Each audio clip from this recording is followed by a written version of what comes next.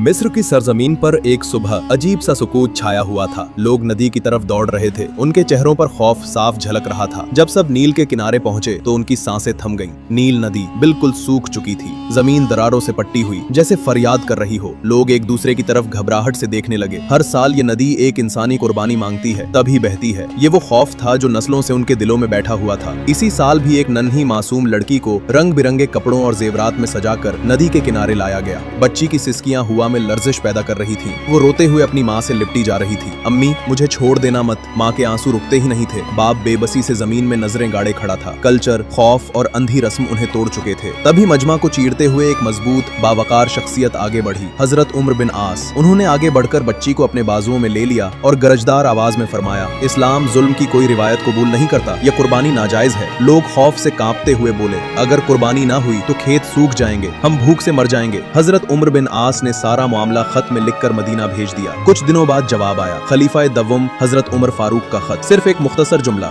ये खत नील में डाल दो। रात के वक्त खत नदी में डाल दिया गया। हुआ थमी हुई थी। जमीन सांस रोके खड़ी थी और जब सुबह हुई लोग हैरत से चीख उठे। नील फिर से नहीं, पहले से भी ज्यादा जोश के साथ बह रही थी। पानी की लहरें यूं उछल रही थी जैसे अल्लाह का हुक्म अभी अभी उतरा हो। लोगों की आंखों से आंसू बह पड़े। उन्होंने समझ लिया, न कोई इंसान काटे बगैर पानी बहता है, न कोई अंधी रस्म रिस्क देती है। हकीकत में बहाने वाला सिर्फ अल्लाह है। उस दिन के बाद नील कभी नहीं सूखी।